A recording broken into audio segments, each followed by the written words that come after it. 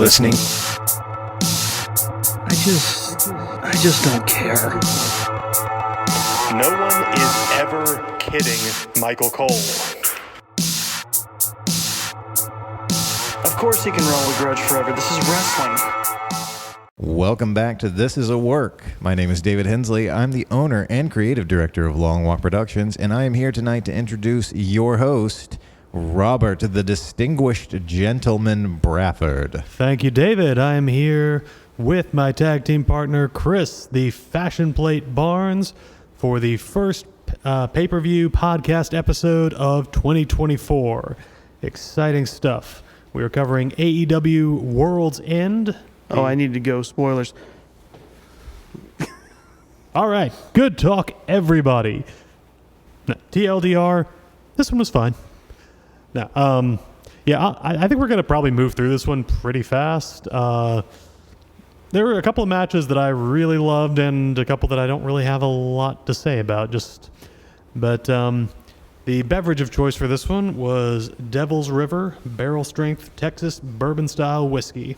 I went to the liquor store and just asked them, what's a spirit with devil in the name? I wasn't feeling like doing a lot of searching. They pointed me to this one, and I gotta say, it is no joke. Hey, that come through okay? How about that? It did. That was a very satisfying cork pop. Not gonna bother trying to get the sound of a pour on there. All right, so AEW World's End in Nassau Coliseum, I think it was, in Long Island. I'm sure you mispronounced that. Probably. Well, Nassau? No, they're the guys who launch spaceships, or they used to anyway. No, you're thinking of Nassau. I'm thinking of the pirate port, but You're thinking of Nassau. well, Long Islanders famously understanding and tolerant of outsiders getting their ways wrong. Yeah, so this was interesting show for a lot of reasons. It was the one closing out the year. It's also, I believe, the first show that AEW's ever done where no members of the Elite were on the card. The Bucks and Hangman have both been off TV a couple of weeks ahead of time. Kenny was supposed to have a match on, but got laid low by diverticulitis, so none of them. Also, FTR wasn't on there, neither was Orange Cassidy, the Lucha Bros, so kind of a lot of mainstays just didn't make an appearance tonight. Part of that could be a holiday travel schedule. I know that's kind of the thing now. Both Tony Khan and Triple H have said they tried to work around people as much as possible, but yeah, I think the absence was definitely felt a little bit. Let's see.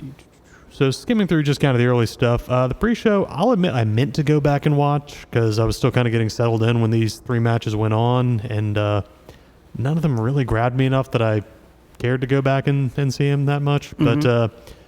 But Willow Nightingale took on the recovering alien Chris Statlander in a singles match. No real stakes, just a little friendly competition encouraged by Stokely Hathaway, who's apparently trying to recruit Statlander for unclear but no doubt fiendish reasons. I liked this match most of the way through, but wow, it went off the rails at the end. I think Willow's a charismatic, fun presence in the ring. Statlander's a great athlete, but do you remember that go-home sequence they had? I do not, actually. So started with an enziguri that went like 6 inches clear of Statlander's face, and then Willow tried to do her finisher, which is sort of a gut-wrench powerbomb, I think 3 times in a row. First time, she couldn't quite get her off the ground. She tried a second time, nearly dropped her on her head and had to set her down kind of gently. And then the third time, that was the first time. Second time, Statlander kind of turned it into a leg drop, like just hit her in the face as she was coming up, and they both fell over backwards. Delivered it the third time and got a pin. So not the best way to go home, but overall, glad these ladies are on pay-per-view, and it's nice to have a non-title focused women's match on the card. Any other thoughts on that one?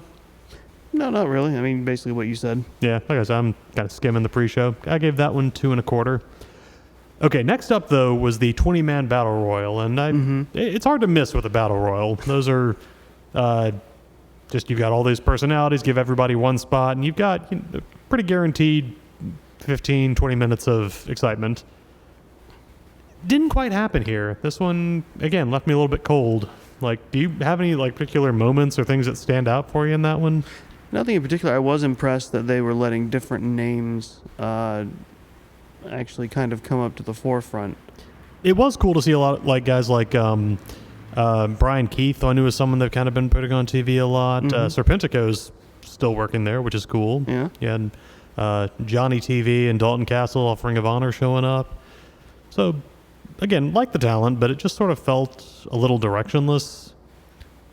One weird thing, they time-honored tradition of Battle Royal is to have everybody team up on the monster. Like, everybody tries to dogpile the big guy and get him out of the ring. Right. They did that here with the two big guys being Lance Archer and Killswitch, and before the match started, everybody just attacked them, beat them into the ground, and buried them under a big pile of chairs and tables. Sound enough strategy, except for the fact that they're not actually eliminated. So everybody else just goes in and fights for 10 minutes, and then the two monsters get up, and they're angrier than ever and just come in and crush everybody. So it's like, okay, it's a fun inversion, but also doesn't really make a lot of sense. And yeah, Well, no. The idea is the idea was you lay them out so hard that you're supposed to forget about them until they pop back up. There it is. Or, It's like, it's also like there's also the cowardly heel version of that, which is you run around, you get thrown around, and then you just quietly slip out and hide until the end of the match. Jimmy Hart way back in the day used to be involved in battle royals and would do that. See, I remember them doing something like that with Brian Cage back when he debuted in a ladder match, and there it made sense because if you're incapacitated in a ladder Right. match, then you're just not a threat to reach it. But yeah, so it does end up with Archer, as always, makes a good showing when he gets there. He's really, really talented at picking dudes up and slamming them down really hard, but gets eliminated by Trent Beretta and Danhausen are the best friends, who then have a hug, which is very nice, and Trent immediately eliminates Danhausen, Right. which is just the nature of the game, but a curse maybe in his future, who knows. Ends with Trent Beretta and Killswitch fighting on the apron. Killswitch hits him with a headshot, he goes down, and Killswitch has won the future TNT Championship match. Little predictable. Oh boy, I can't wait to see him challenge in the future. Yeah, he's gonna keep that one in the bank for a while. But when he makes that withdrawal, It's the anticipation building that'll really make everyone excited. he really did kind of feel like as soon as he was down to the last 5, you're kind of like this makes sense. Christian's the defending champion, Right. He's got a history with Edge, who's the challenger tonight. So yeah, again, that predictability just kind of takes some of the wind out of a battle royal. So No, not really. I mean, it's like, if you've watched wrestling long enough, you get a good idea of where something is. You get an idea of where Chekhov's gun is going to be fired. see, this is something I think we'll talk about a little bit as this goes on, Oh, which yeah. is where the line of predictability doesn't have to be a bad thing in storytelling, because we all have a sense of how stories are supposed to go. That's kind of where we get this instinctive reaction of, well, that was satisfying or unsatisfying. I think with this show in particular, it's been so long since there's been competition between actual proper competition that people have forgotten. Sometimes each side is just going to have a lot of mid shows.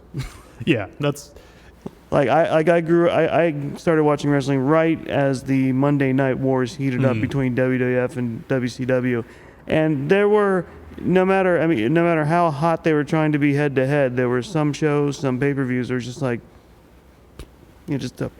and I think it's really amazing to say that when AEW got started, WWE was at such a low point creatively that Yes. AEW would have done pretty well just by being an alternative with like some real production and some real talent involved.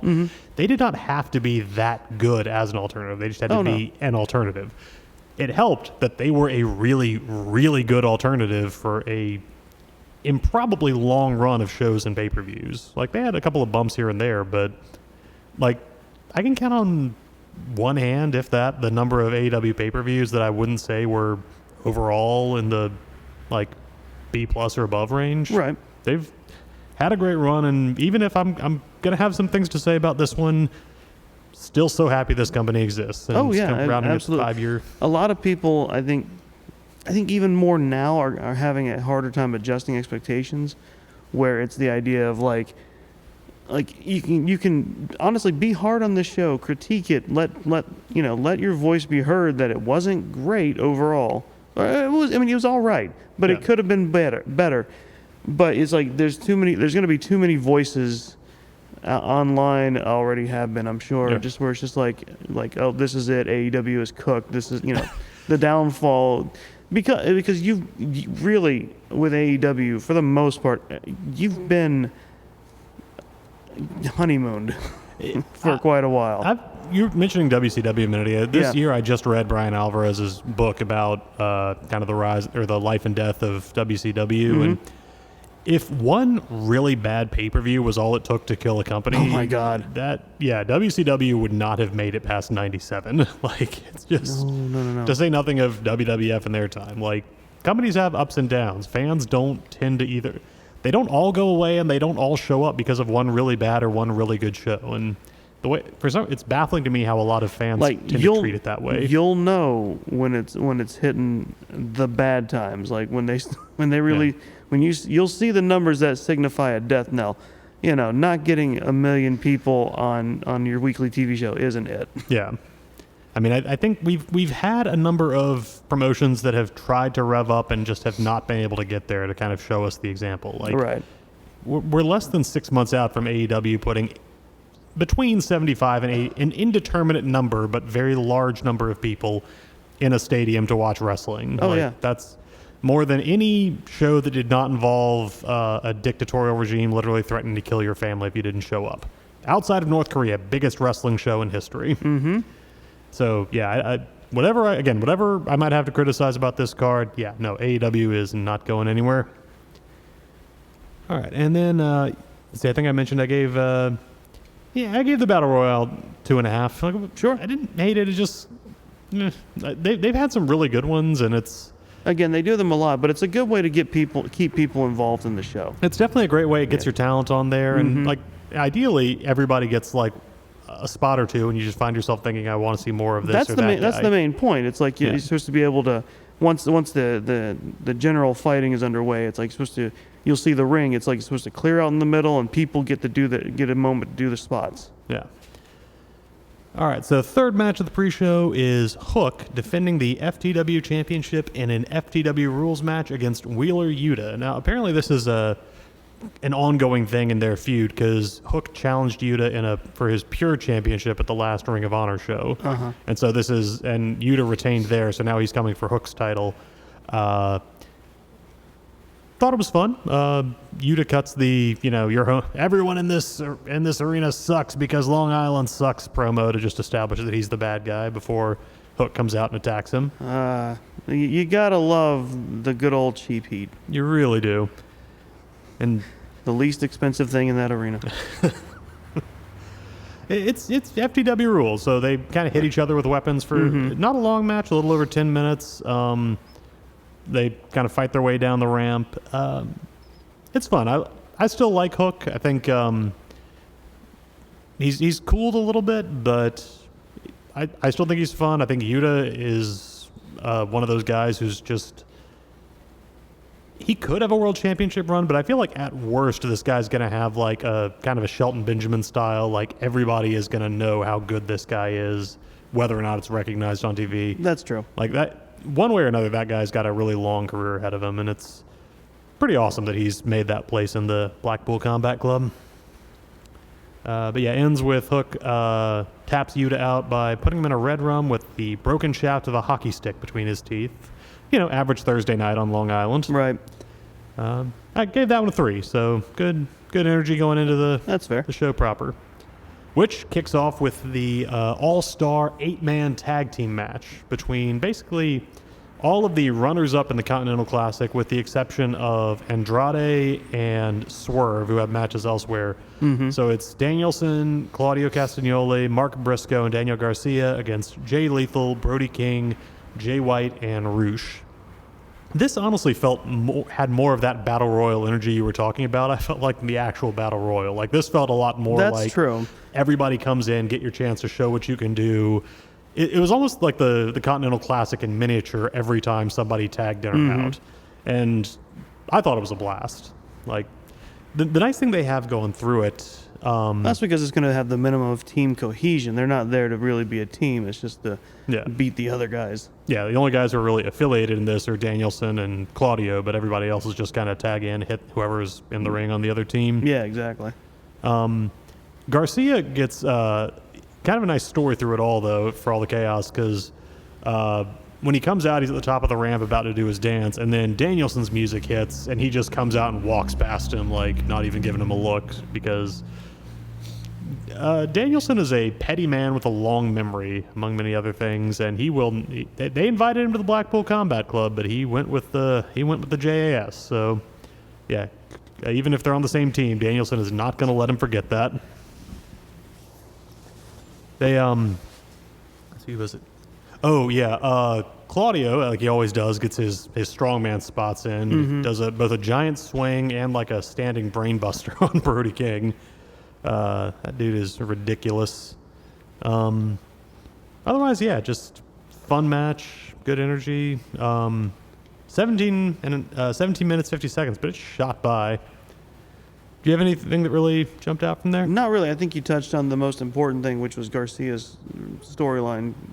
Well, I think his story with Danielson was really what turned out to be the bigger part of the match. Yeah, that he is this technical wrestler at heart, and that's always going to be something that comes out. Even when at the end of the match, Briscoe does the dance with him a little bit, but he's dancing, but he's looking over at Danielson, and he's just thinking. Danielson disapproves, the man who famously spent the better part of a year or more arguing with his partner in WWE and ending up going to therapy and hugging. Team Hell No. Speaking of Danielson, I think that he didn't get a lot of offense in this match. I think mainly because they wanted to bubble wrap him ahead of his match with Okada. Because in if Japan. they don't, he'll lose another eye. Yeah, that he's just like, we cannot have any parts of him breaking or getting twisted around or falling off until like after his highly promoted match in Japan. I think unintentionally AEW is showing that pursuing your passions too hard is going to get you put on the shelf really quick. Yeah, wrestling is that and jumping off a slightly elevated ledge. That's one of the most amazing things in this whole year. Is I can't imagine how many creative plans got tweaked and rewritten. Not because somebody took like a jump off like a 40-foot ladder through a flame. He just jumped off a ramp 3 feet to the floor, and his ankle exploded. There are so many people in AEW, it seems like, who are held together with scotch tape and chewing gum. Ugh. And then there's Kenny Omega, whose own body is trying to kill him. Every morning he just wakes up and like looks himself in the mirror and goes, "You're not gonna win today. You're not."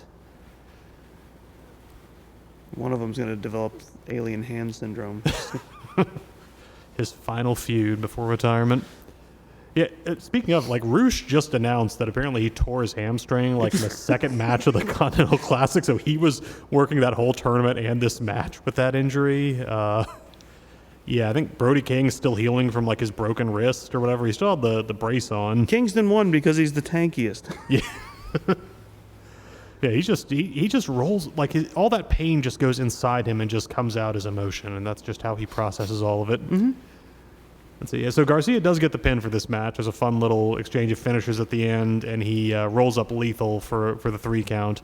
Jay Lethal might have a change ahead for him because he lost every match in the Continental Classic and then took the pin in this match. So that feels like the kind of thing they do if they're setting up him wondering if being teammates with Jarrett. Yes, and but at least thankfully AEW doesn't stretch this idea out over a few months. Yeah, worth of losses. He needs to lose more and more and more humiliatingly. Yeah, I still will never understand WWE's idea with that. Where I think Lana was sort of the apex of that, of just her getting, not just losing, but getting put through tables, like specifically getting picked up and slammed through tables every time. Someone has a humiliation fetish, and it's not the people having to take those losses.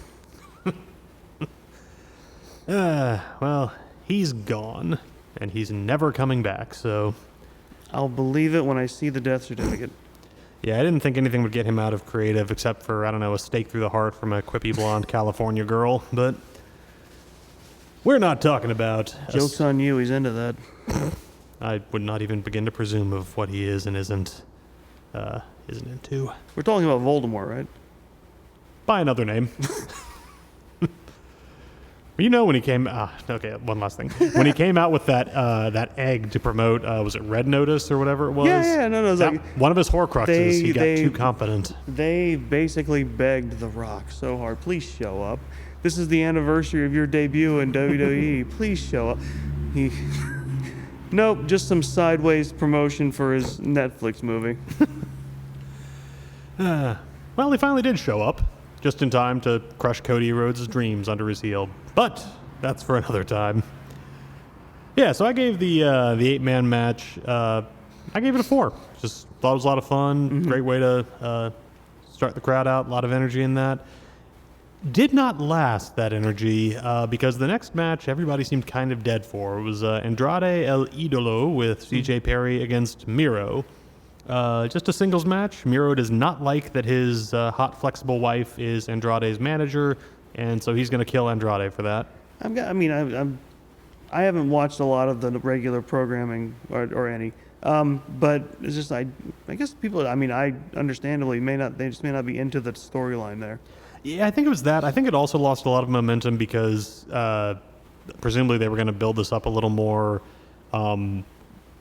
Once Andrade was clear not going to make it to the finals of the Continental Classic, that's when they dial into the, okay, what will build your feud.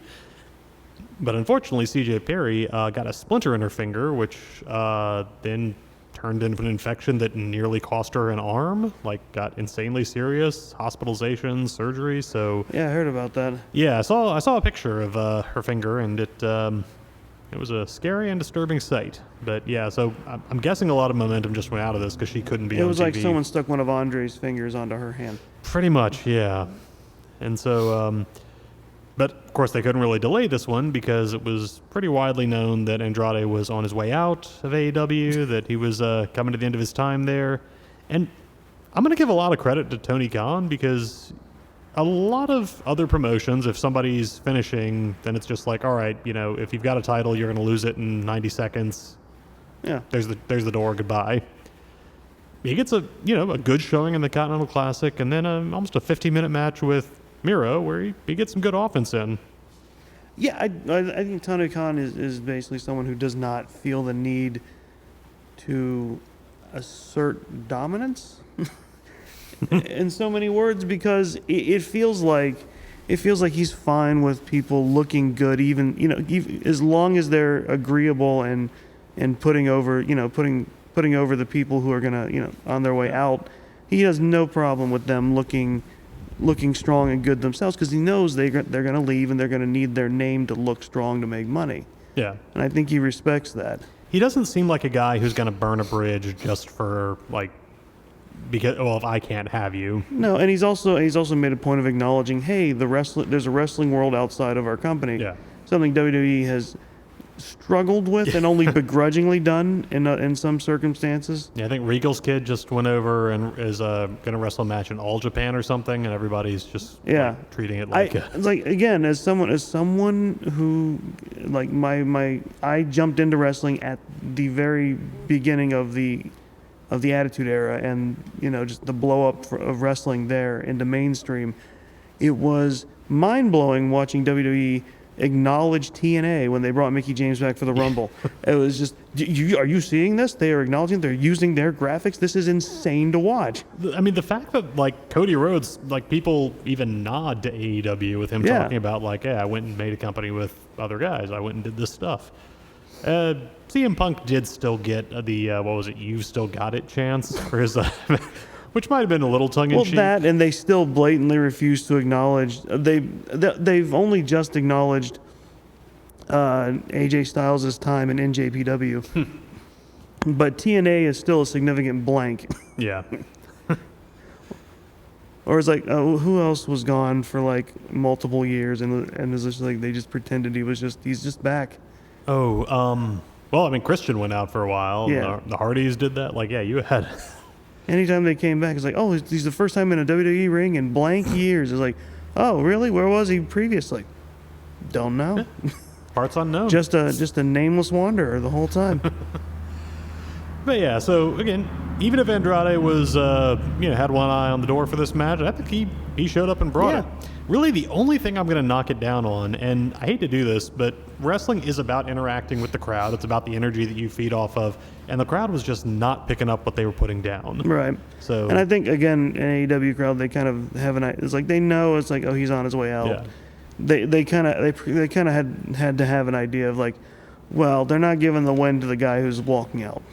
Yeah, it's a kind of the Goldberg-Lesnar effect where it's just hard to get too invested in it. And Yeah.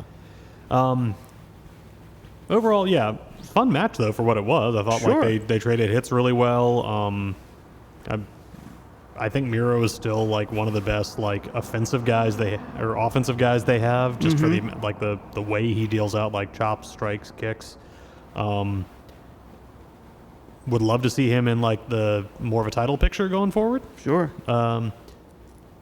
We do eventually get a swerve on this, not the swerve who's coming later, but when Andrade gets Miro in the figure 4 and bridges it into a figure 8, he's too close to the ropes, and then his own manager, CJ Perry, reaches in to sweep his wrists out. Gasp.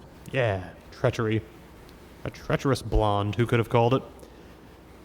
He, gets I think it's a pump kick to the face. Manages to kick out of that, but then Miro locks in the game over, and that gets the submission.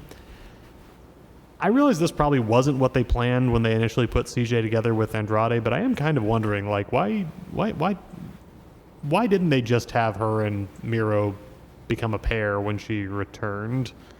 I think the storyline they're going with is she would like that. He doesn't want her, but he doesn't want anyone else to have her. Yeah, that seems kind of the direction they're going with it, and I don't know. There's a part of me that's like, you mentioned AEW fans, they kind of know what's what. Doing that kind of thing with real-life couples is always a little hard to put over on a smart crowd, but we'll see where it goes. Good work. They did acknowledge in the scrum afterwards that Andrade is done with AEW, but he had a good run. I gave it... I actually wrestled with the score on this one. I gave it 2 3/4. Sure. Just because, again, what they did was good, but the overall match just doesn't work because the crowd is just not really getting into it. There just wasn't that engagement. And, again, due to real-life stuff, nobody's fault, but the build to it just felt a little haphazard. Yeah. All right, next up, we have the match for the AEW Women's Championship with Timeless Toni Storm, accompanied by Luther, defending against Riho. What is there to say about Timeless Toni Storm? You don't have to. She will. No. Maybe it's that she comes out of a silent era, but words cannot do her justice. I will say I kind of wondered when they segued out of the just she's going generically crazy thing they were doing around mid-year into the old-fashioned movie star. I wasn't sure they'd pull that off, but she has gone all the way into it, and it's been a blast to watch. Yes. Oh, 100%. I know my wife Gina has talked about this, but she loves the movie Sunset Boulevard. She loves that whole era, and so this sort of lunatic silver screen pinups Tony is probably her favorite gimmick in a very long time in wrestling. She's up against Riho, who's kind of going into that Charlotte Flair thing of just sort of showing up and getting a title shot. I don't know if it was a scheduling thing, but the build of this one was a little bit, oh yeah, Rio's here, let's go. The only reason this loses me is because I get that she's very over in Japan, but I have no real access to watching anything she does. Yeah, I keep wanting to look at and see, and I know that, with people who've worked primarily in other countries and other styles, sometimes it takes a little while to translate that over. And I think Japanese wrestling in particular is like that. I think lucha, it has its own rhythms, but ultimately you've got people doing like triple flips off the ropes and like all of these insane acrobatic moves. Like the nuances of that style can take a little getting into, but you can understand the thrill of it immediately. The like striking nature of Japan, I think the more, I don't know if fantastical is the right word, but just this sort of like, I think Joshi wrestling in particular tends to have a certain like heightened, I'm trying to find the right way to phrase this. The violence is not like, you've got some Joshi wrestlers who will hit and they will literally look like they're taking like the opponent's face off. a lot of other ones like Riho, it just sort of feels like you're supposed to see something a little more storied and stylized in her strikes and hits because they don't look like they're doing that much damage. She is wee but mighty. That's the idea. Yeah. And I don't know. I'm still not seeing it. Unfortunately, for a lot of people, especially in our viewing audience, watching with us at least, it doesn't come across and they don't buy it. Yeah, and maybe again part of the. I have no problem with it. Honestly, it's like I root for Darby Allin. It's like I got it. But see, Darby makes it work, and I think we've. Oh we've yeah, heard you this believe before. it. Yeah, you believe. Well, especially because with the male wrestlers, with the bigger ones, he can literally just fling himself. Yeah, it's literally he throws. He's only like 120 pounds, but he throws every piece of it at them at 60 miles an hour. I'd err on the side of 150 just to be. Yeah, probably. The ink probably adds a few. But yeah, so all that said about Riho, I still thought this was a fun match. Tony's awesome. I did like them working because Tony came out in like her fur coat and her fancy attire, but she takes it off and she's got a classic like single strap wrestling singlet on. She under does. it. And it's very Andre the Giant-esque, and it kind of felt like they didn't hit this too hard, but when at the end Riho actually gets her up for a power slam, it almost felt like they were. She did it. Maybe. She slammed her in the Silver Dome, ripped all the muscles across her back. She slammed the 1,450-pound giant that is Toni Storm. Yeah, but no, it was a fun one. She didn't put her away, though, because she didn't do a leg drop. She did not. That was her fatal error. She hit her, I think it was she got a 2 count after that, went straight for the pin. That was her mistake. Mm-hmm. Ends with Tony doing a move that looked, on first watch, it looked a little weird because I think part of it was just the angle. She sort of pulls Riho across her back and then twists her over into a DDT position, and it just sort of looked like they both fell down midway through the move. Watching it again, it makes sense, and I think I think at a different angle, I'm like, okay, that's actually a pretty cool looking finisher. I think it's called the Storm 1. It's something she's done previously. But yeah, in the moment, it just it sort of looked like they both just tripped in the middle of the move. Yeah. But she does pin her after that, so Tony retains. And Mariah May, her biggest fan, comes out with a basket full of rose petals and just runs. Tosses them out, and Toni Storm luxuriates them and does a snow angel move. Literally just overhead shot of her just lying on the mat, writhing about on her pile of rose petals. We're about midway through this behind the music, where nothing is going to go wrong at all ever. Yeah, so I gave that one 3.5. Thought it was really good. Mm-hmm. I didn't necessarily think they needed to put the belt on Toni, but because I think her gimmick works whether or not she's a champion. It does, but it really makes more sense that she's obsessive over having the title, and because she's desperate for relevance is the idea. Yeah. And I think down the road we're going to see, I don't think Mariah May, obviously there's going to be a split there. I don't think Mariah's going to be the one to take the title off her. I do think she's going to get the belt back before Toni does, after Toni loses it, and that's going to be when... Well, it's going to be preceded by Toni losing the belt, going even more nuts. And then Mariah tries to help and ends up winning the title, which just makes her even more furious. Yeah. And Mariah, actually, she did have her in-ring debut on the most recent Dynamite, and... had a really good showing. I mean, speaking of the Japanese style like that, Mariah has some insanely nasty-looking drop kicks. And then Deonna Purrazzo came out to challenge her. Oh, yes, so, that's right. Yeah, we've got a new arrival in the women's division who's got her eye on the title. And if rumors are to be believed, that may not be the only one coming in the next month or so. But we will see about that. All right, next up on that. Okay, next up is a match that... was kind of thrown together at the last minute. It is Swerve Strickland against Dustin Rhodes. Unfortunately, Keith Lee was not medically cleared to wrestle. Yeah, this was supposed to be Swerve versus Keith Lee, a match they were putting on to finally stop people from asking them when they were going to have the match, because Swerve turned on Keith like 8 or 9 months ago, and then Swerve going nuts against the Acclaimed is what sparked his rise. Yeah, that was him really getting to play like full nasty heel. And yeah, so he attacked Keith Lee, took him out, and we all thought, okay, Keith Lee's going to come back and they'll have their match. Except I think when that happened, Swerve was in the build to All In, and the timing didn't work out. So they were going to finally check that one off, and Keith Lee was unfortunately not cleared for the match. So it's going to be just one of those white whales of wrestling, maybe. No, I think it'll happen. It's just an unfortunate timing. Yeah. Again, yeah, it happens a lot. At least we see it happening a lot in AEW because they're more transparent about it. Yeah. I do think there's been an interesting conversation about this one. A lot of people thought this match should have been like a 30-second squash. That Swerve should have just, stomped him into the ground, and that's it. I was thinking about that, and whenever you're ready, I'll explain why that's bullshit. Go for it. Oh, okay. Well, it's bullshit because the flip side to this is the fact that Swerve is awesome, Swerve is great, but you have to remember to show that he's mortal. Yeah. And he's facing a guy in Dustin who is a decades long. He's got the experience over him where even if you do surprise him, hobble him, try to take him out, he's got enough heart and he's got enough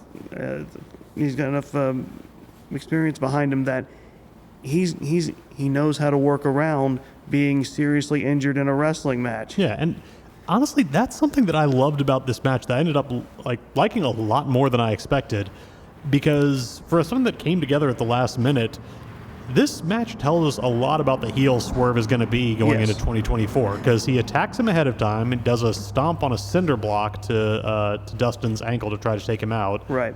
And when Dustin gets in the ring, Swerve thinks he's got it. It's no problem. So he's beating him down, but he's got this thing locked up. And so when Dustin starts fighting back, because, he's an old pro who's been doing this, like you said, for decades, Swerve got a little ahead of himself. And it also showcases something that they have been showing off in other Swerve matches, that the longer a match goes on, kind of like MJF, Swerve starts getting worried and panicky. Yeah. He starts you start seeing the doubt creep in, and he only feels reassured or confident again once he has that win. Yeah, he comes in with a plan, and if the plan goes, it's great. But when somebody starts working around him, that's when he's on his back foot a little bit. Yeah, it's good. It's very good storytelling. Yeah, and I again did not expect that for a match that wasn't gonna was not in anybody's plan 12 hours earlier. I think it was gonna showcase the same things but in a different way, because you know Keith Lee and Dustin are not the same people. No, but both from Texas, so definitely basically identical. Oh, sure. They share face paint. But it's like that. Yeah, again, no one's. I don't know what people probably weren't expecting a lot from this match, but again, Dustin Runnels, he is a guy who knows his way forwards and backwards in the industry. Swerve is a very, very talented man, and he's up and coming. And it's like you put that together and you make it work like they did, and it's magic. Yeah. I do not understand people who are like, this shouldn't have been as long as it was, or people were actually surprised that that it turned out the way it was. You watch that and you go, okay, there's no way Swerve's not winning. Right. But what you see from bell to bell is the most important thing. Wrestling fans have this very binary view of what is or isn't weak for a wrestler. Here's the problem. They only want. It's like for people who seem to love wrestling so much, they seem to forget the importance of the storytelling in the ring via the athleticism, and only seem to care about the win. Yeah. Not to throw all the blame on WWE, but a lot of that is kind of their thing, where it's somebody getting beaten down is it, and then the story happens when somebody picks up a mic and spends 15 minutes being like, and this is why I beat him up.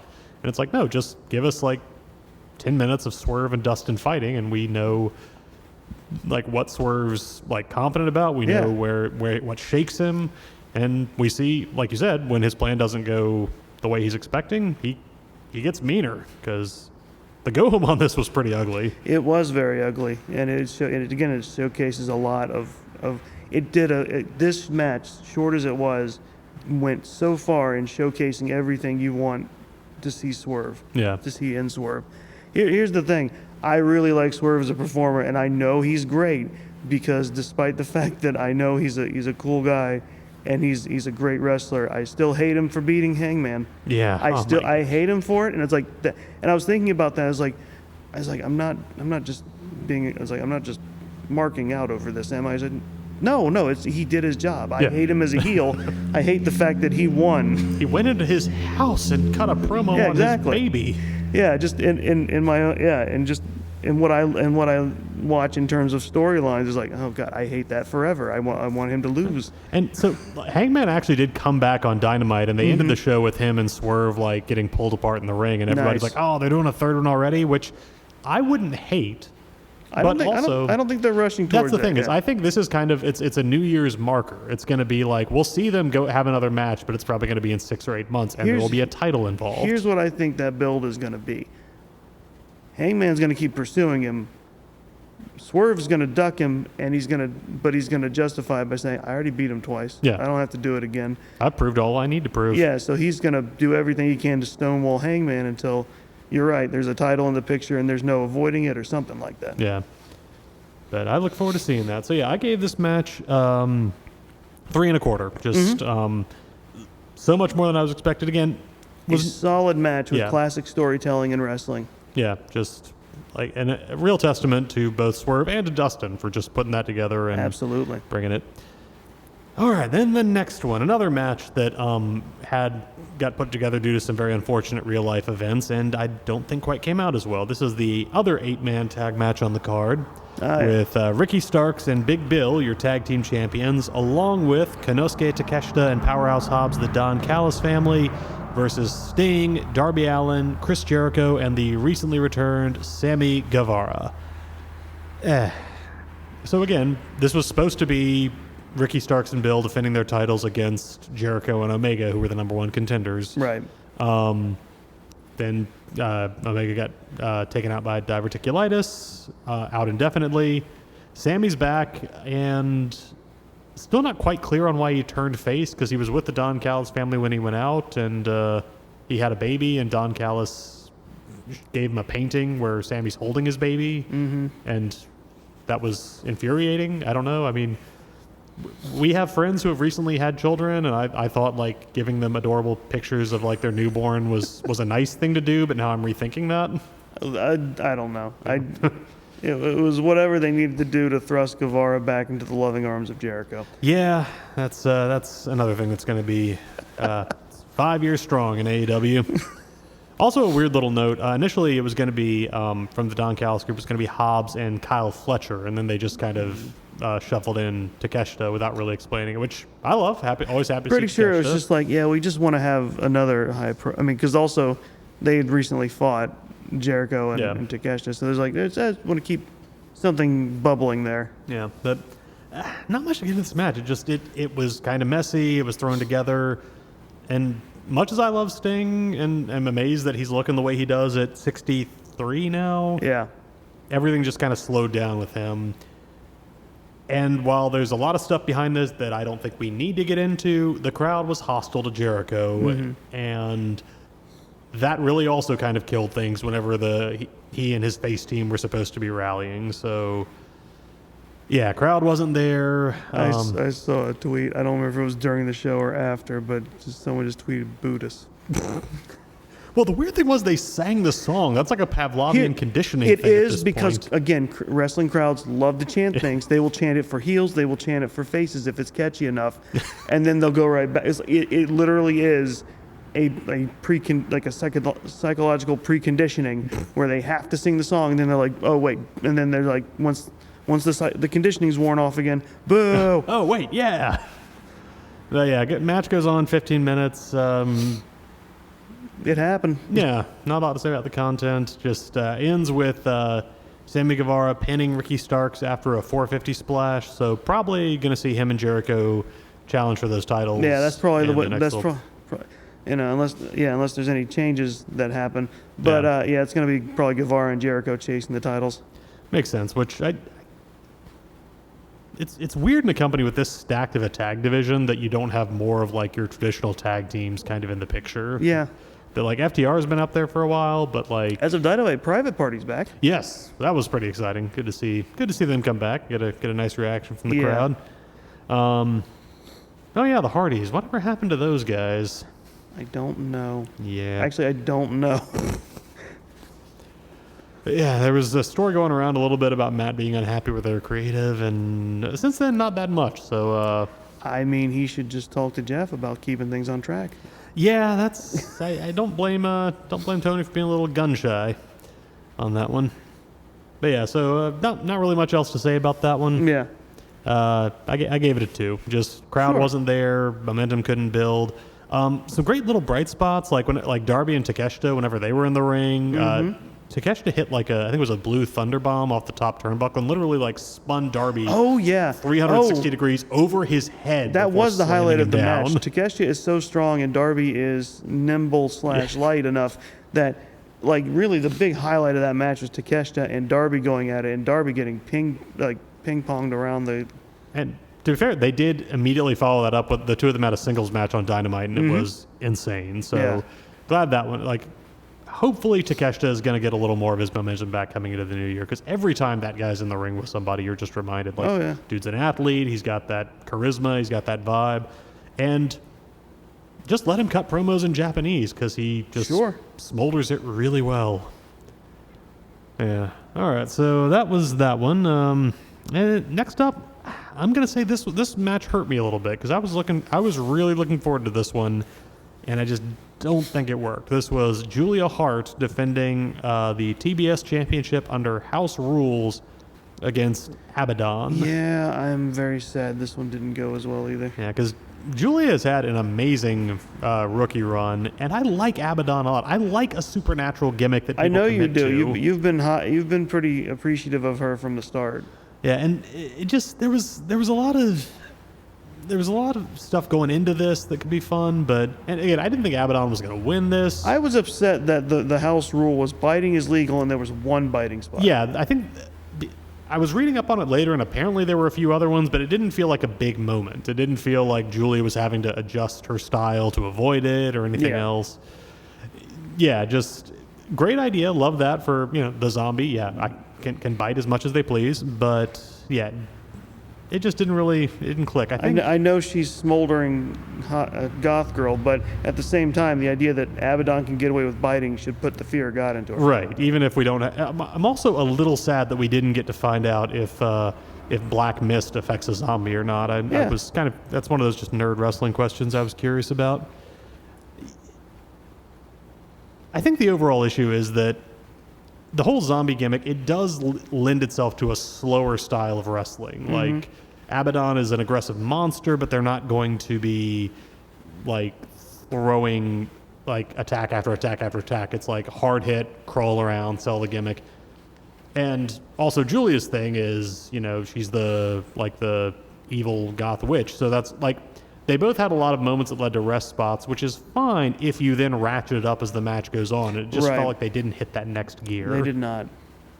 But again, Julia Hart at 22 is a better wrestler than a lot of, female competitors 5-10 years older than her. This is something she'll refine.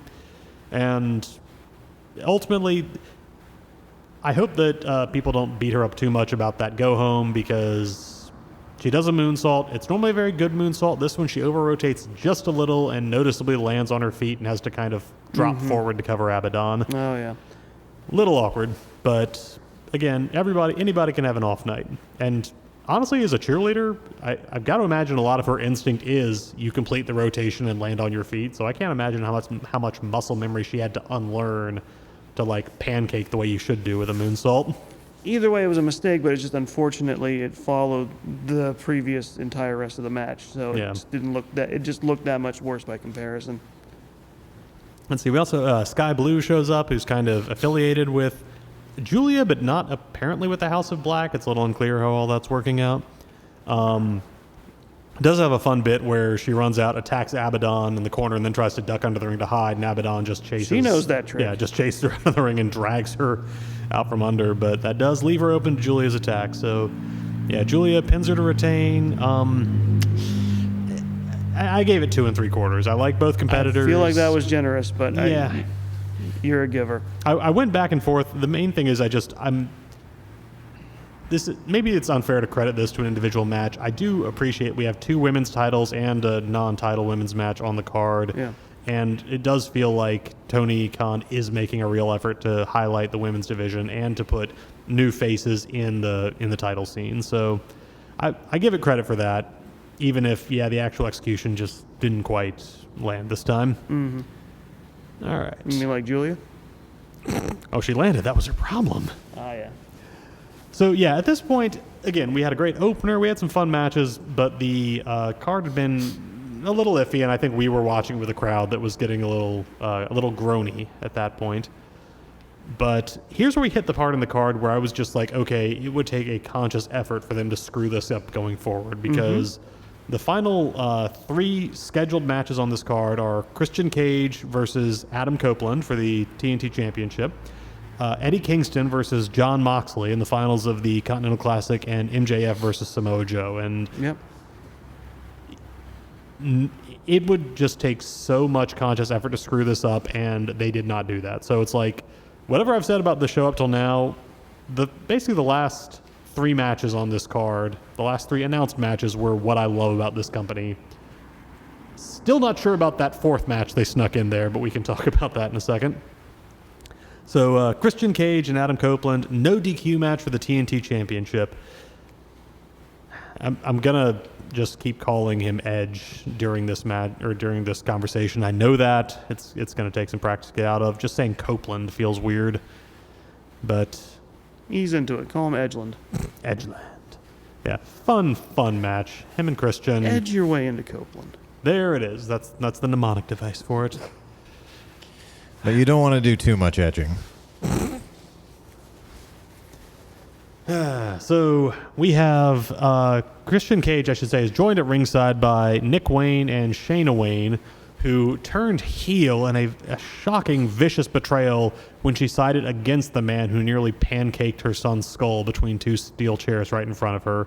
What did her son do before that? It doesn't matter. Oh, No, just totally heartless. I'm curious as to what may have ended up getting him in that position. He was just, trying to. He's a wrestling fan. He was helping someone across the street, and Adam just grabbed him and threw him in the ring. What a monster. What a heartless Canadian monster. Sorry, redundant. So everybody kind of figured this was coming because they announced, I forget what the event was with Edge and Copeland and Christian on one of the Dynamite episodes. Christian retained, and everybody's like, yeah, okay, they're having a rematch. They did, and as soon as they announced no DQ, everybody was pretty hyped because, these guys had a little something to do with the development of the TLC match in WWE, and while they can't call it that, they made a very deliberate point to pull out tables and to pull out ladders and to pull out chairs all at different points in the match. And it was just a blast. I loved this one. Like, we were just talking about the Hardys and just kind of wrestlers who have kind of, like, the years have taken a toll on them, but Copeland and Christian both just look so good. Maybe it's just that They do. They know each other. They've got that rhythm and chemistry from, like, having done this since, like, middle school together. But that's 100%. They'll take care of each other. yeah. And man, I just they fought all over. This got the crowd back up after the last couple kind of slowed them down. Everybody was so hyped for this match. I think the only thing that slowed it down was the flaming table spot. Yes, but even that they recovered pretty well. Yeah. I mean, it was just a matter of, like, they had to layer the lighter fluid enough because it evaporates so quickly. Yeah. And, like, I think he lit it, but it had gone out by the time they were actually getting back in position for the spot, so Copeland had to light it again. Yes, that is true. And then, was it Wayne? Nick Wayne got skidded across and he didn't go through. Yeah, so he just, like, his tailbone kind of bounced off the edge of the table. That poor kid is is doing a good job of getting killed every pay-per-view. You see what he connected to about Darby Allin. You see kind of what bonds them together is just a complete contempt for their own spinal columns. Oh, man. I really have nothing to say except this match was full of fun spots. These two guys just beating the crap out of each other with everything near to hand. Copeland does the spot, which he did at WrestleMania against Roman, too, where he he grabs like a piece of metal. I think in this case it was a lead pipe, and he gets someone in a crossface with the pipe between their teeth. Which, oh my gosh, that looks nasty. Probably didn't taste good either. It broke up when Christian reaches the ropes and the ref calls for Copeland to break the hold, which always kind of bugs me because it's a no DQ match. Like, what are you going to do if he doesn't release? Again, it's like technically rope breaks are a thing, but it's just like there's no punishment for breaking it. But he's the face even in this kind of match. So I'm talking about muscle memory. I'm pretty sure starting a 5 count will get a wrestler to break anything that they're holding on to. Let's see. So they oh my gosh, there was that bit where it's not a Canadian Destroyer. I think Christian just does like a power bomb off the top of the ladder onto it. Oh yeah. Like, wow, this was one that I wanted to go back and watch again. I probably still may, just because. Dang.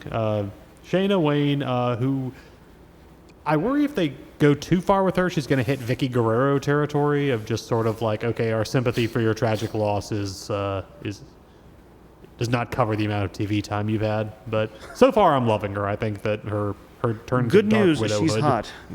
That helps.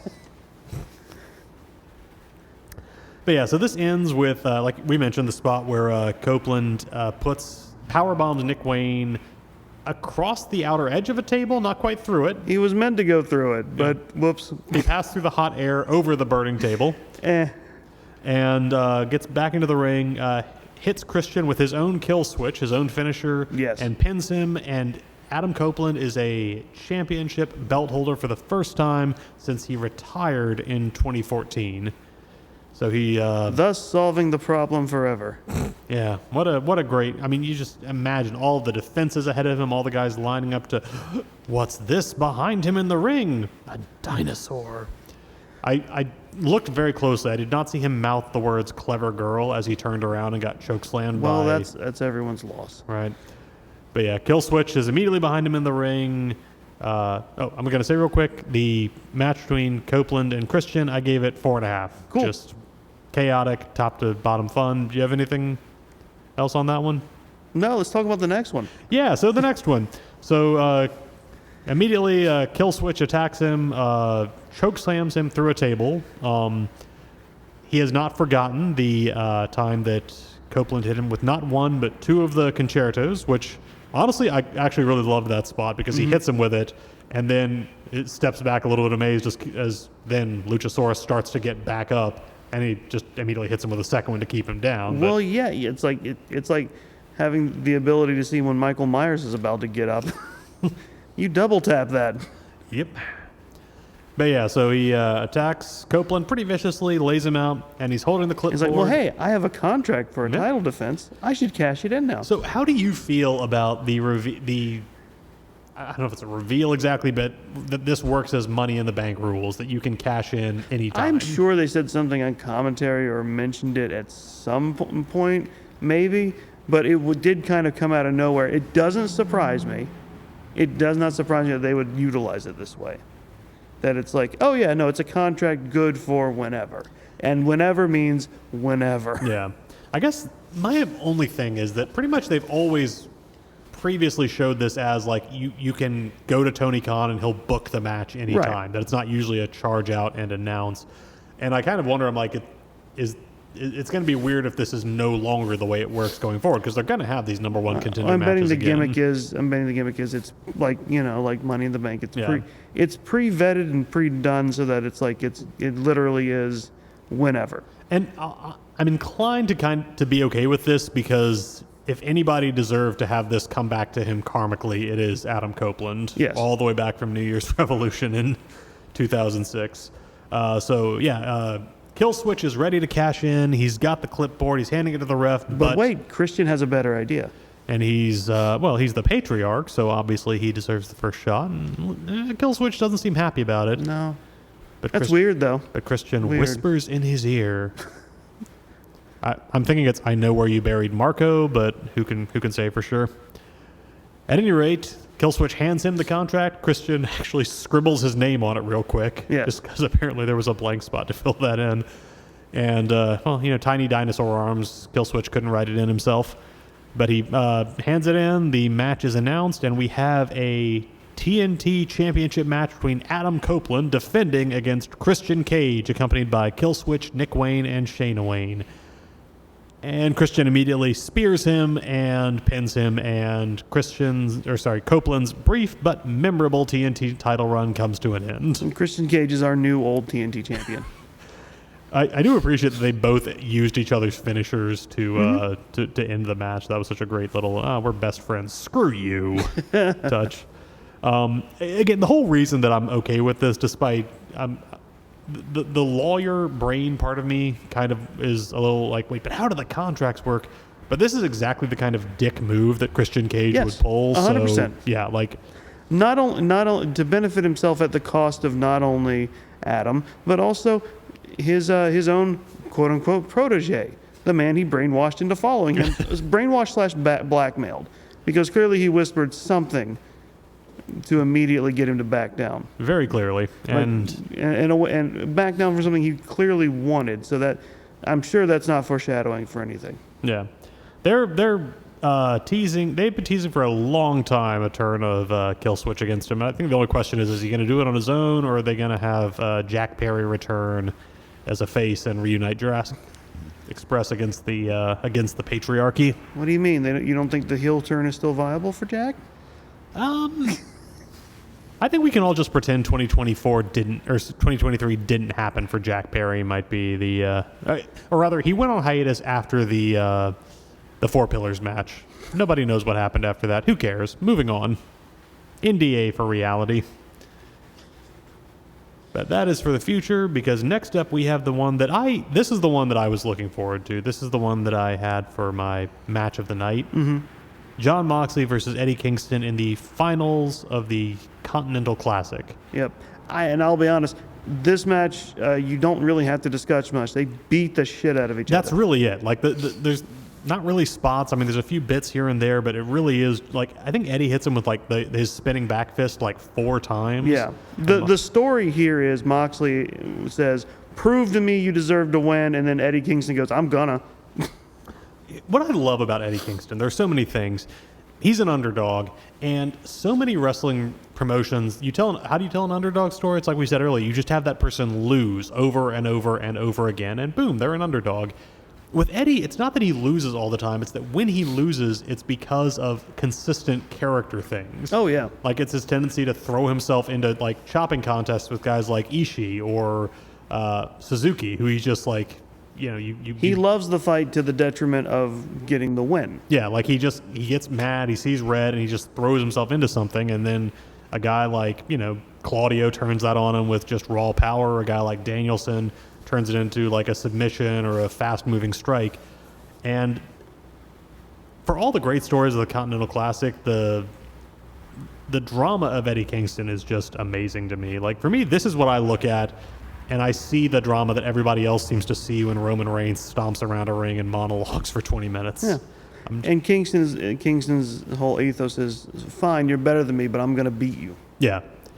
And in the course of this tournament, he has beaten Bryan Danielson, who he had never beaten in a one-on-one match prior to that. And prior to this match, he'd never beaten Moxley in a one-on-one. In fact, even though they'd been kind of on opposite sides for most of 2023, the last time they had a match was back during the infamous, I think it was Full Gear, the exploding ring, the exploding sparkler match, the Sparkler Palooza match.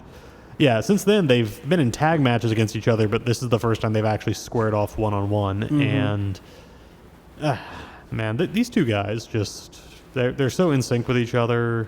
You had Danielson on commentary as well, which was a lot of fun. I know we were kind of talking all over it, but I don't know when it happened because he kind of snuck in there. Yeah, but well, he's somehow covering one of his own eyes makes him twice as hard to detect. And yet we had the blind spot.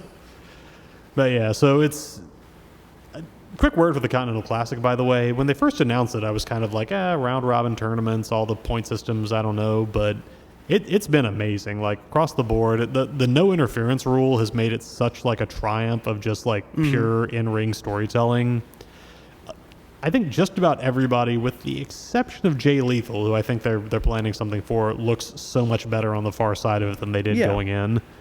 And the story with Eddie Kingston of him finally having won, not one, but 2 championships. He's got the Ring of Honor world title. He's got this New Japan open weight title. And then he's so confident he puts them both on the line and loses his first, I think, 2 matches. And suddenly it's like, oh, he got overconfident. He's about to throw it all away. Up to this evening, I was like, what if the story they're telling is that he's this close to getting it back and the guy who stops him from getting it is like his brother, Jon Moxley? And again, something I love with AEW. I'm like, there is a story there. It's a heartbreaking story, but oh my gosh, they might do that too. Thankfully, they didn't. We do see at the end of it all, Eddie Kingston, like, it's not even a big spot. It's not like a huge elaborate go. They square up in the ring. They're trading shots. Eddie hits him with another spinning back fist. Oh, yeah. It's like an MMA fight, like just one really good solid hit, and Mox goes down, lights out. Yeah, and Eddie pins him, and 1, 2, 3. Eddie Kingston is the first Triple Crown champion in AEW. I'm getting misty just thinking about it. Man, yeah, that's... You look a little intimidated there, David. Is my passion for Eddie Kingston's success something that you're uncomfortable with? I'm just gonna yes and you. Yes, I'm terribly uncomfortable with it. As somebody on Twitter said, guys, what's gayer? Actually being gay or whatever the hell's going on between Jon Moxley and Eddie Kingston when they're in the ring together? And you know what? That's how I feel watching them. I'm just like, I feel an intimate connection to these 2 sweaty men hitting each other. I feel like, that they're not too far off from alternating between Chop Fest and then just like a quick makeout. All right, so yeah. So I loved this match. Yes. Loved the Continental Classic. Mm-hmm. Do you have any thoughts? Because I feel like I kind of went on a rant there. Rant. I was happy to let you. It was good. It was a great match to watch. I thought it told a story beautifully. I see myself as someone who kind of appreciates wrestling, both in the, I appreciate the display and the showmanship, but I appreciate it in sort of I'm watching the performance. I'm thinking about how they're telling the story. Eddie Kingston makes me forget all that. I just look at him and I'm like, I want this guy to win. I want this guy to, I don't care what the plan was when he came down the ramp. By God, I'm invested in him pulling this off. That's a good match. That's a good match when he makes you shut off your analytical mind. Yeah.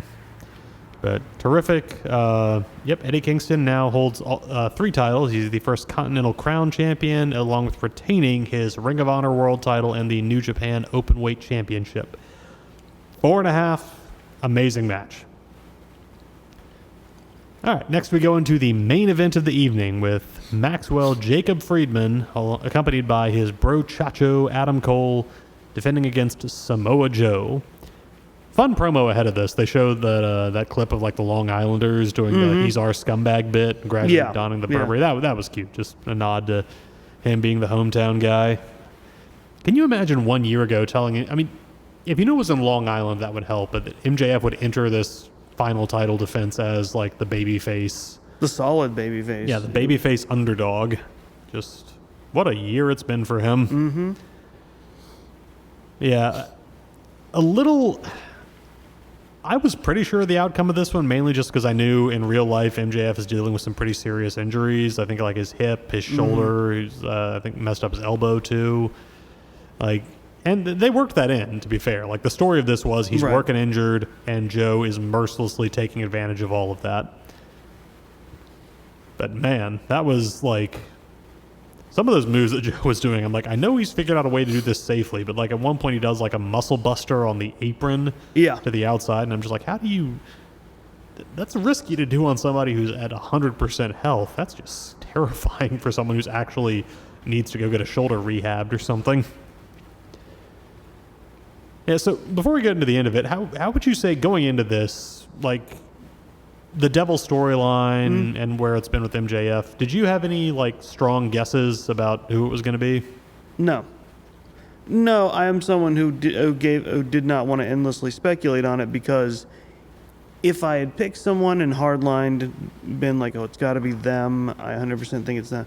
Like, you're setting yourself up for disappointment. Yeah. Because what you want to do is you want to know who it is, and you got to wait and see how it develops, because otherwise you're never going to be happy with whatever story they tell you. Yeah, that at the end of the day, whatever you think in your head, they're going to tell one story, and that's what you're going to have an opinion about. Plus, I do appreciate the fact that AEW is not a company to when like a solid amount of people may have guessed who it was or figured out via clues, they're definitely not the type of company who would be like, oh shit, we need to be able to surprise them. We got to switch it up now. That I actually do have an incredible amount of respect for. That the word Yeah. is that it was the same person under the mask, start to finish. The people who like were the devil's minions and the various like that. Those were the people it was going to end up being, with I think very few exceptions. I think there were 1 or 2 times where it was like, oh, we need somebody to be devil minion number 3. Right.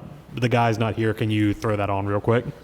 But for the most part, like they've said that they always had this being the plan for the devil reveal, and they said that this outcome of MJF versus Joe was the plan, which I'm a little surprised by. That one, I raised my eyebrow at that a little bit. I'm not sure, but it's an interesting idea if the devil's plan was not to take the world title for himself, but just to make sure Max lost it. Yeah. Like that's an interesting level of villainy. Well, I think that plan may have been tweaked because of Adam's ankle being Probably. tweaked. Yeah. It's like it probably could have been, or just to make sure that Joe did the most damage, allow him the chance at the title. But I can believe it either way, because it's like it could be like, yeah, he's gonna go for the title, but I do appreciate that they, apart from one spot near the go home, they did not have the devil actively interfere in the match. The Joe Right. actually pretty much won this clean. yeah. And Well, that's the thing. Is like with most of MJF's matches, it's like there's always a shot of them going clean. It's just like MJF could always eke it out before. yeah. Or that when he cheats, it's in that charming rascal way of getting the diamond Well, ring. it slowly transitioned from oh my god, he's cheating so much to yeah, but now it's the cute thing. It's like back when like Jeff Hardy had Lita in his corner in matches, and it was like they would wrestle, and then Lita would jump in and do something, and it was just like that's blatant cheating, but the crowd loves the spot. yeah. So it's like, oh, yeah. yeah, we get to see that person do that thing. And it's a part of it. It's a part of MJF's character that it's like I'm going to do anything I can to win, and it's usually and at this point it's against guys who deserve it anyway. Yeah, So. and honestly, the whole story of this match is like more and more of his body is just shutting down as Joe works the injured spots. Oh, right, yeah. So like by the end, he's like, all right, I've got to get the ring. That's the only thing to do it. So he goes to the apron and holds his hand out for Adam Cole to give it to him. But Adam can't find it He's immediately. just patting his pockets, feeling it down. Finally, he gets it to MJF, but too much time has gone by. And as soon as he gets up, Joe is waiting right there to lock him in the coquina clutch. Yep. He falls back, and this one, the abruptness of this kind of surprised me. I don't know if I would say it's abrupt, but it's just, I think people were surprised it was so clean. Yeah, that it's just like, raise the hand once, let it fall, twice, let it fall. And everyone's third expecting time. the classic hold. Yeah, he's not quite done, but nope, it hits. It hits 3. He's and- out. He's yeah. done. And his arm went like right back up a second later. Like Exactly. he was just out for a second, but that was long enough for them to ring the bell. And Samoa Joe is your new All Elite Wrestling World Champion. Here's the thing: is like, when we talk about it in a second, it's like, it's interesting because MJF didn't have a further backup. He's had backups on backups before. Yeah. He's quickly thought of other ways to eke out that win, to cheat it out. But he only had the ring as his backup, as a necessary, as a final thing to rely on. Yeah, and the interesting thing, it seems like he's going to take a little time off to heal. I sure hope he does. It seems like he needs it. But when he comes back, he's got a pretty legitimate case to be like, I tried being a good guy. I told you about this. Yeah, it sucked. You got. I think he's gonna end up staying face for a while longer. At the very least, he'll come back as much. I mean, he's going to get such a huge pop when he comes Yeah. back that they kind of have to. But yeah, But yeah, that's what I talked about. I said it's going to end up one of two ways. It's like I threw in with you and it blew up in my face, but I don't care. I'm still their scumbag. Or this is going to be, this is why I don't trust people. I never will. yeah. Screw all of you. Yeah, I'm very curious to see, because for a long time the obvious plan was the bidding war of 2024. Like whether he was going to be the champion or not, he'd probably have dropped the title no matter what before the end of the year, and then the story would be, well, do I have any reason to stick around here? I feel like that's no longer the plan for a number of reasons. One is that he's probably going to be off TV for a little bit, healing up. Yeah. 2, I think because they actually have had a couple of high-profile talents go back to WWE. I'm not sure that that story is going to feel as fun for Tony Khan as it might have previously. And I think honestly, just did you read the column he wrote for, I think it was Yes, the Player Tribune? I did. Yeah, just I think he's been, again, he could write all that and still be like, it's been a great 5 years. I've loved my time with AEW. Now it's time to go somewhere else. Mm-hmm. But reading it, I'm just like, this is a guy who seems like very happy with where this has gotten him and what he's had a chance to do. And I think reading between the lines a little bit, the idea of the fact that he's been part of building something seems like an element of great pride for him. That alongside guys like Moxley and Jericho who showed up and brought their fame and their credibility, he's like, I developed my credibility as a championship level wrestler along the same time as this company. So, speculation. So MJF loses, and the Devil's minions come down to the ring. Yes, Joe He doesn't celebrate. He books it. Yep, just walks right up the ramp, Grabs his title and leaves, and then immediately the minions come down. And and Adam Cole tries to get in there to help with his crutches, but they get him down. They're holding him down. They're holding MJF down. One of them is picking up a chair, ready to lay in, and Adam Cole is just screaming, "Do it to me! Do it to me!" Just taking that hit instead of MJF. MJF's like, "No, hit me instead." Neither one wants to see. Lights go out again. They come back up. Adam Cole is just sitting in that chair, staring across at MJF with the 4 minions right behind him. MJF doesn't say a word, but in his eyes, you just see something breaking. And then Adam sits back and pulls out the devil mask. Yep. And the minions take off their masks, and you've got Roderick Strong, Matt Taven, Mike Bennett, and Wardlow. Yep. And as soon as MJF tries to get back to his feet, Roddy hits him in the face with a knee. Wardlow picks him up for a powerbomb, and Adam tosses the devil mask down on top of him as they all stand over him at the end of the show. Mm-hmm. So, overall, I liked the reveal. Yep. I think I credit them for sticking with it even after Adam's injury, instead of just having it be like, oh, crap, now it's Ospreay. Yeah, Will Ospreay's under there. Yeah. I'm curious to see what they do with it, because obviously he's not going to be cleared to wrestle for a little while, but he's got, I mean, for all like the fun, the next strong thing he's gotten, Roderick Strong is an amazing in-ring talent. I think the Kingdom have been doing pretty well. Yep. They've tried to make Wardlow go as a singles act. I don't think it's entirely Wardlow's fault that hasn't quite gotten over, but he really is at his best as just like the war dog for a faction. Mm-hmm. So I'm excited for it, and I don't know how long I want Joe's run to last, because I don't think we need another like year-long championship run, but I hope he has a nice, like, at least 4 to 6 months of really dominant title defenses. Cause I don't know if it'll be 6 months, but he'll get a few months out of it. I mean, my thinking on that is he, I think, retains it at Revolution, and then he loses it to a face, probably Hangman Page, and then we get Hangman versus Swerve at All In, which is where Swerve becomes the champion. Again, that's fantasy booking, who knows? Yeah. But yeah, I think Joe's gonna. I'm just so amazed that Joe made it back to wrestling after what seemed like being kind of done with it towards the end of his WWE run, and not only made it back, but came and became a world champion again. He macho manned himself. He really did. Yep.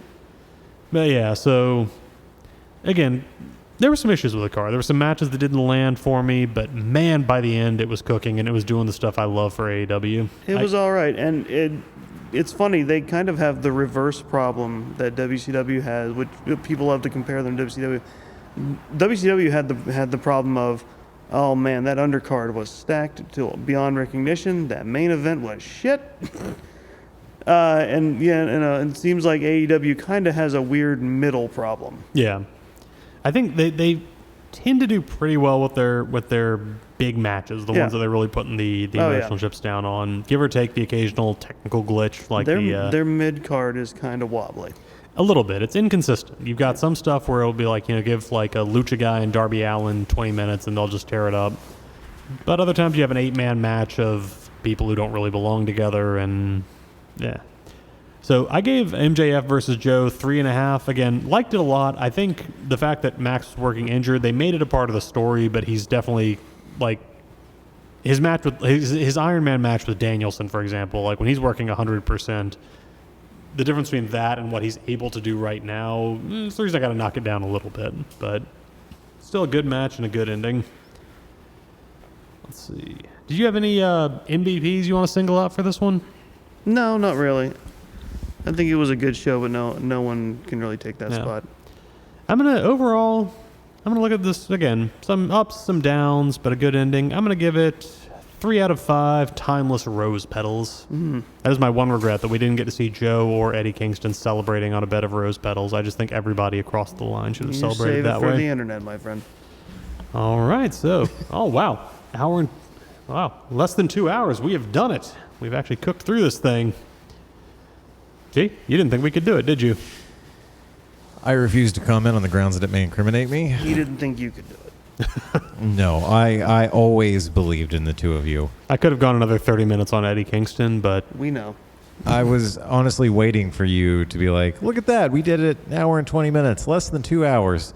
All right, Chris, now let's talk about... Well, one thing we would like to do as sort of a special episode between pay-per-views is get together with host emeritus David Two Dogs Hayes to discuss a year in review of wrestling, because I do think 2023 has been an insane year for pro wrestling, and we want to get Dogs back in to talk about that. So we are hoping to get that together very soon. David, anything else you want to plug? I suppose I should plug my own show that we haven't recorded an episode for in over a month, almost 2, that we were supposed to record in December, that we just keep running out of time and scheduling issues with. So, Long Walk Talks is just one of those podcasts that happens when it happens now.